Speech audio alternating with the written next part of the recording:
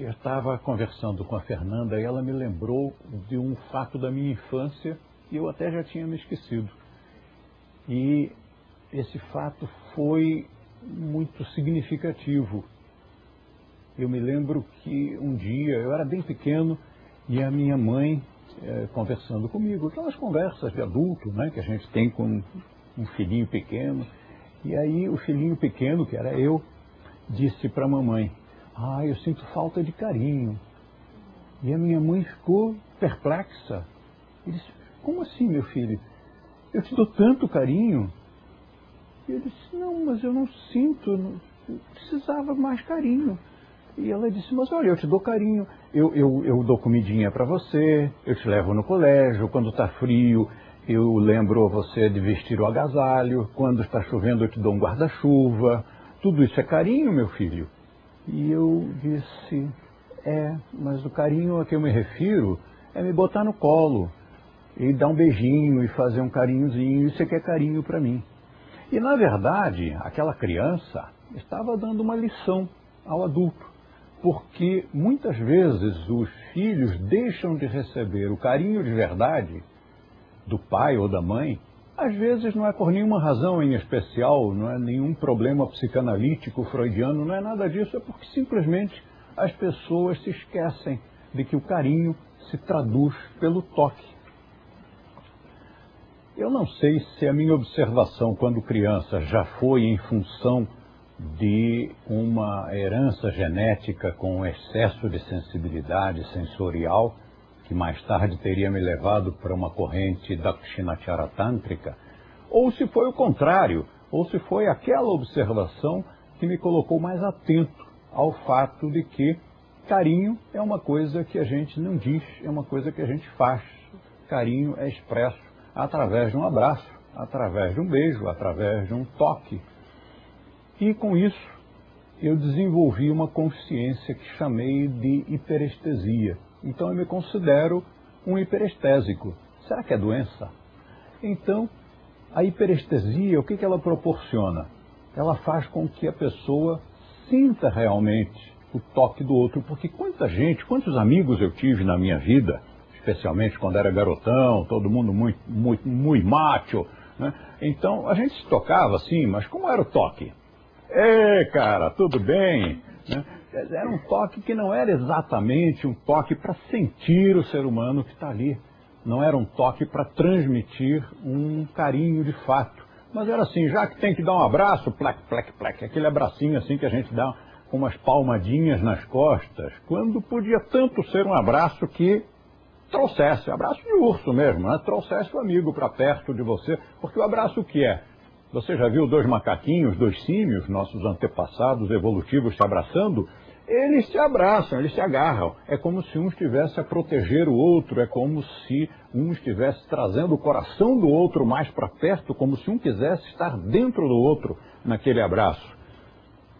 Hoje, felizmente, eu e toda a nossa familhona do Swastika Yoga, a gente se abraça de uma maneira gostosa. E quantas vezes a gente se abraça e no meio do abraço nós estamos massageando o colega.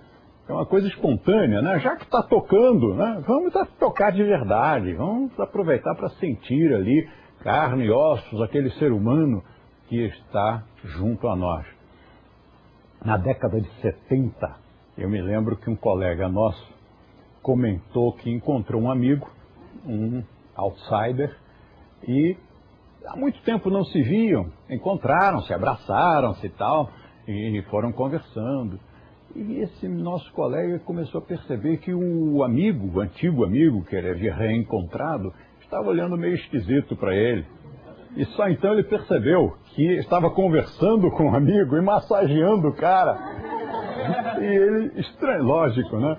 Um samsari estava estranhando aquilo ali. Que é isso? Será que esse meu amigo agora ficou esquisito? Mas a gente gosta de tocar, não é por nada. É porque realmente o toque é curativo. O toque nos leva a um desenvolvimento muito maior da nossa saúde, da nossa imunidade. Então, quando eu contei a história das cobaias a uns colegas nossos, agora recentemente, e eles nunca tinham escutado essa história, então resolvi contar para todo mundo, contar outra vez, mas contar desta vez para a transmissão, porque aí fica gravado. Há muito tempo, na década de 70, um laboratório de pesquisas farmacêuticas reuniu um certo número de cobaias e, como eles sempre fazem, né, maltratando os bichinhos, inoculam uma doença, uma bactéria, um vírus, para produzir os seus sintomas e depois vão pesquisar as substâncias químicas que poderiam curar aquilo ali. E uma determinada amostragem, uma das gaiolas dos coelhinhos que eram usados para a pesquisa, tinha uma resistência estupidamente maior e não desenvolviam as doenças como era esperado. E como todos os outros coelhinhos desenvolviam, mas aqueles ali não desenvolviam daquela forma. Parecia que eles tinham uma imunidade natural contra o vírus que estava sendo inoculado para a pesquisa. Então, começaram a verificar o que está acontecendo, porque que este grupo de cobaias tem essa resistência maior que as outras não têm. E não havia nada de diferente. A mesma quantidade e qualidade de ração, de água, de luz, de ventilação. Era tudo absolutamente igual. Cientista quer sempre saber por quê. Então, tem que descobrir por quê. Até um dos motivos é que se a razão fosse detectada, imagine, isso valeria milhões. Imagine colocar isto num comprimido, numa pílula e vender isso no mercado. Valia milhões. Tinham que descobrir por que aquelas cobaias eram resistentes. Então, depois de 1000 tentativas, nada descobriam, começaram a modificar as cobaias de posição. E um outro lote, um outro grupo de cobaias colocado na posição em que originalmente aquela gaiola estava, das resistentes, tornou-se resistente também.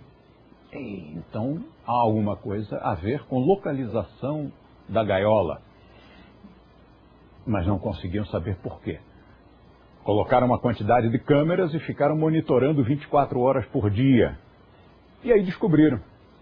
Chegava a menina para alimentar as cobaias, ela era baixinha, então ela jogava comida para todas as gaiolinhas. Mas esta gaiolinha aqui que estava na frente dela, quem é que resiste a um coelhinho, né?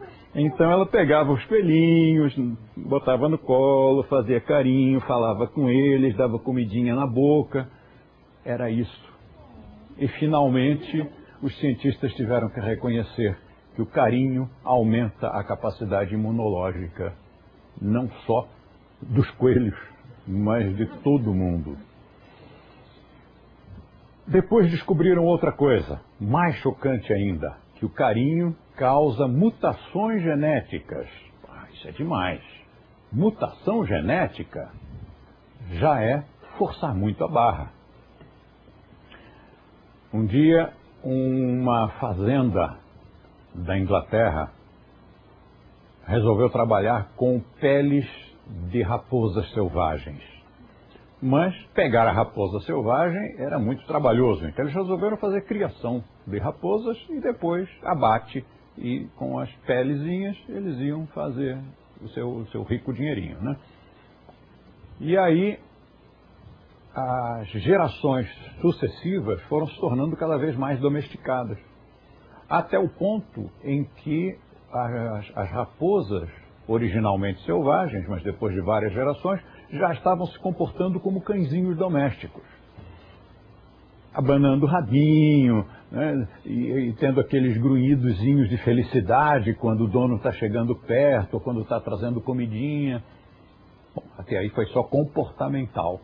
Mas, dali a mais um pouco, mais algumas gerações, ocorreu uma mutação genética nessas raposas. Elas começaram a desenvolver um tufo de pelo branco na cabeça, que as outras raposas não tinham. Só aquelas que foram domesticadas e que estavam recebendo muito carinho, recebiam comidinha na boca, recebiam um afagozinho. Então você imagine, não terá sido isso que criou uma espécie chamada cão? Será que não terá sido a domesticação do lobo que, estando perto da gente muito tempo e recebendo a comida da gente, e muitas vezes na mão, diretamente da mão à boca do bichinho, com carinho, durante alguns milhares de anos, será que isso não transformou, não terá transformado o lobo em cão? A engenharia genética já confirma que sim. A razão não se sabe. Por certo, foi a domesticação. Agora, não se sabe o que provocou a inibição daqueles genes que, continuando a se desenvolver, fariam daquele bichinho um lobo predador. E da forma como o cão se desenvolve, esses genes de selvagem, de bicho selvagem, são bloqueados e ficam recessivos. Você se lembra de uma história que nós contamos, que era a fábula do Caim, a fábula do Homo, como era? Homo amabilis e o Homo malignos. Então, essa fábula nos conta que há muito, muito tempo atrás surgiu a espécie Homo. E essa espécie tinha duas subespécies, que era o Homo malignos e o Homo amabilis.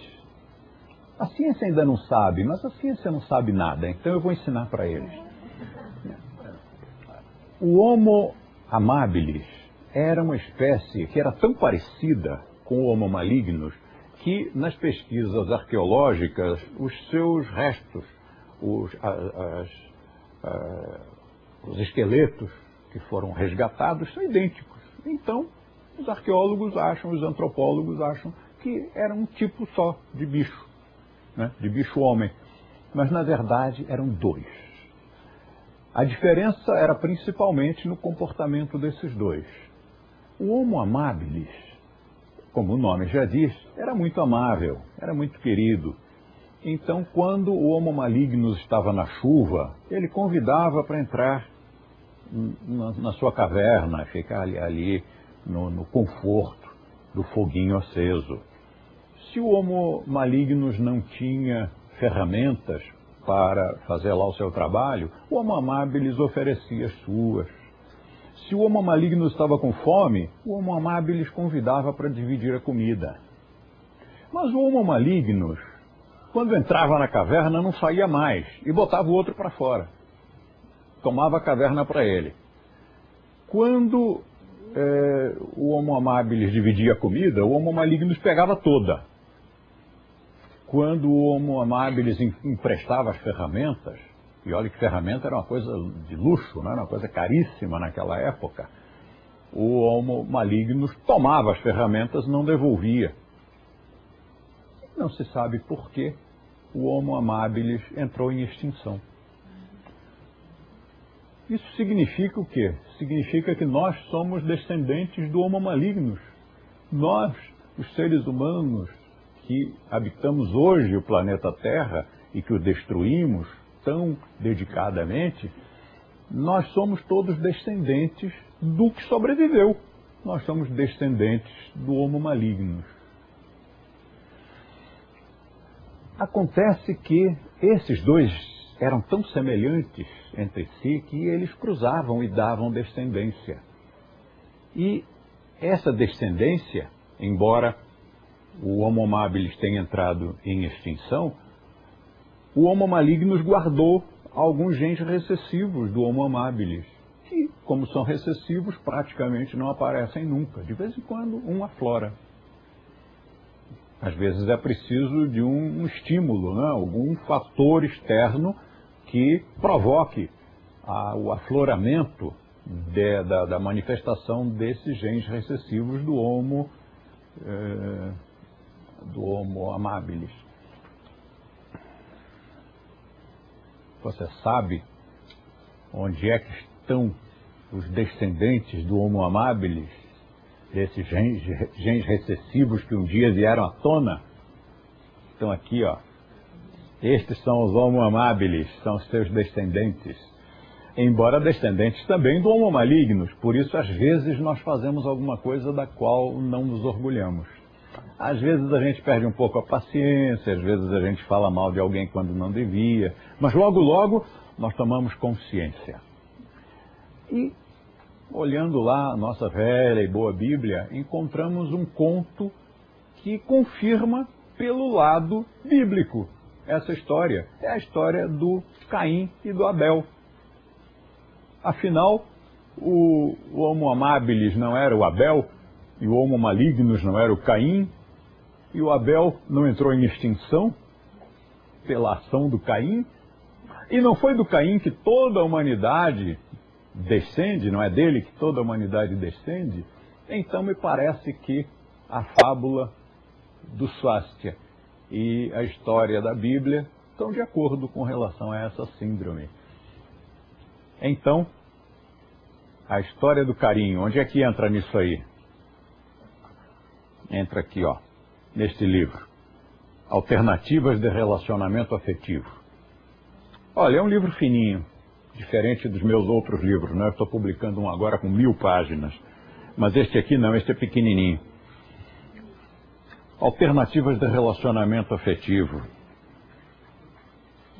Eu vou ler um pedacinho para vocês, porque eu acho que tem tudo a ver com a história do carinho e do quanto o carinho aumenta a nossa expectativa de vida, do quanto o carinho reduz a nossa tendência a desenvolver doenças, porque aumenta a nossa capacidade imunológica. Então...